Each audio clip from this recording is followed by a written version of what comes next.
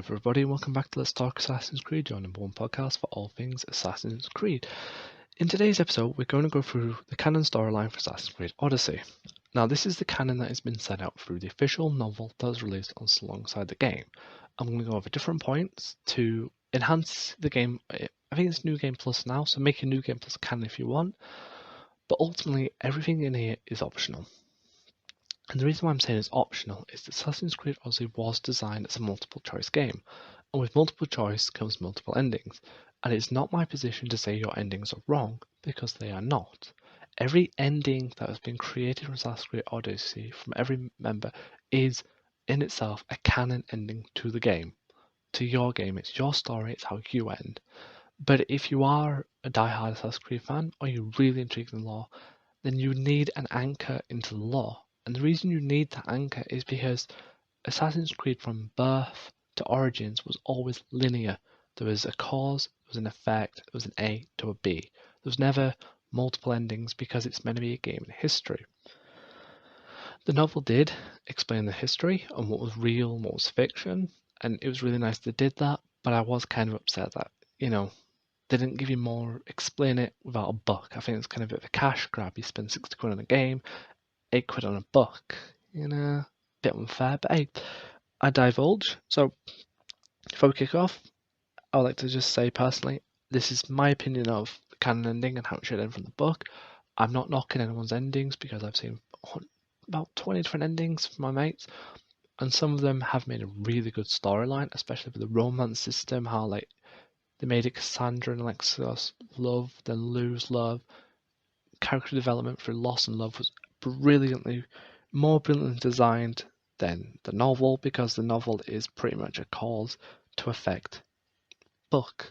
There's an A, there's a B, there's a C, there's an ending. So we're going to go in stages. And the reason I'm going to go in stages is whenever I've just waffled to my mates canon ending, they've been like, whoa, slow down, go slowly. So we'll go through points slowly. I'll explain every point that I've picked up. This has all been jotted down. I've read the novel. I'm going to reread it again because I love it. So, how does it go canon? Well, the first one is the Mythios, aka the leader of, the mercenaries, which sadly they weren't assassins, but Cassandra. Self-explanatory, I think, but Cassandra is the official protagonist of the Assassin's Creed lore. You would know if you play the DLC as Cassandra, she gets forced into having a child, and by thought that come out wrong. I mean, there's no choice system to avoid having a child with Demas' son. You have to have that child, who then becomes the mother of Aya, and that's a little anchor into Origins and beyond. So the next one, major one, is spare Nicholas. You have to spare Nicholas. I know he's a douche, and I know he's been lied to, and to be honest, I killed him the first time I played it because I thought it'd be fun. Spartan lady gets Spartan kicked off a cliff. A bit of a ironic moment. But for the novelization, he does actually survive. And then the next one after that, there is a few little, but I'm going to go for the optional ones last. Next one is you need to convince two things. You need to convince Lagos to leave the cult. I don't think you can do this in the game, I'm not too sure. But you actually need Legolas to leave the cult and get him away from it. And once you do that, you actually get some evidence. You need to infiltrate the cult a bit more, which is kind of cool. You need to convince Nicholas to talk to Stentar. And this is just so you can get Nicholas to convince Stentar to back down. And if he is backing down, then, it's a lot easier to get in. But in the game, I was a bit heavy-handed and kicked his ass. But apparently I'm not allowed to do that if it's canon. Now, the other one, I'm going to put them all together, and the biggest canon endings, you need to talk to your mother, Miriam. You need to explain to her that the cult embedded itself too far into Lexus's mind, and it cannot be saved. The reason for this is, if you don't, then she gets really soppy at the end, but in the book, actually just explain that she tries to talk to Mum that, look, I'm sorry, too far gone, the cult corrupted him, I don't know what I can do, Mum. You then need to try and convince Alexios that the cult's using him. Put doubt seed of doubt. She does this, she talks, she explains when he's in prison in Athens, and then ultimately he's too far gone. And it's sad, but you have to go back to, sorry for my spelling here, my pronunciation means, you need to go back to Mount Tygoats and actually kill him. And surprisingly, when you kill him in the book, you get a really gut-wrenching moment because she tries to plead for him to come back, because you don't actually, you fight him. You don't go there and think, oh, let's kill him. You actually fight, and he loses his life in the fight. So it's kind of more emotional that way. It's not just cause to effect. You go, you kill him, over and done with. Because ultimately, it is your family. You lost him.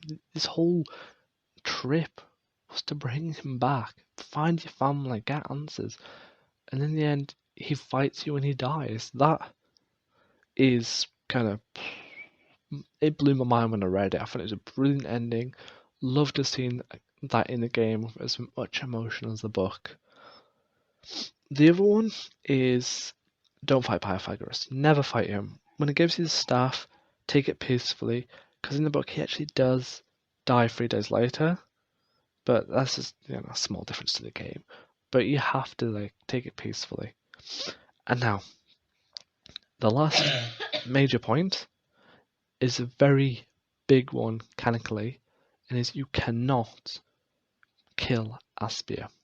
Now, the reason you can't is for 2 things. One, in the novel, she never dares, she tells leave because she realizes, just like a Hydra, cut off her head, never will grow back. And that's not what Cassandra wants. She wants to cut it for the root of the source. So she saves Aspia, job done. The second major point is Aspia is based on a real, non-fictional, real person. Tongue-tied already. And the reason why this is big is we know Assassin's Creed never changes history. If you do kill her, you're effectively changing history. So you have to keep her alive just for history purposes, even though she is a bit of a douche. So that's the canon ending straightforward. It's something you've probably already stumbled across when you've played the game, but a lot of people haven't, and they're really wondering, what makes this game canon, and this is what makes it canon. So the last thing I'm going to do is quite speed because it's kind of boring, but we'll go over some optional points if you want to make your new game plus from cover to cover canon. So the first one, kill Hykronos in Magris. When you find the mercenary, you have to kill him in Magris, not the other place you find him. It's quite tedious. You have to kill him in a set spot. All conquest battles should be Sparta. You never fight for Athens, except for Achaia. Was it Achaia? Achaia or Achaia, you can fight for Athens. It's kind of a tedious because, it's kind of fun fighting for both teams, but you're a Spartan girl, so you have to stick with Spartan traditions.